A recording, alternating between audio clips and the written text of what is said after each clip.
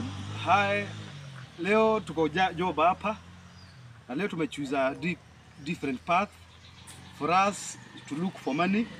Today tumesema mambo ya Nairobi kae kando, tukate mbao. Hiki ndicho chombo ambacho tutatumia. Hii inaitwa power saw, ndio tuitumie kuweza kukata mbao. Na hata kama ni mzito, ninajua tutavumiliana nayo. Saa zingine ni kuvumiliana na hii hali. Huku ni Ushago, place ambayo ni place poa. It is a place which is very green. It is a place where people are investing in different ways. And unaona tumebebana na hii paso ndio tuweze kutafuta pesa. On the other side, utaona ng'ombe pia inakula nyasi kwa sababu pia watu wako wanalisha. Huku ni place ambayo mtu anaweza fanya mambo tofauti na afaulu. Tunashukuru Mungu kwa sababu amekuwa mwaminifu.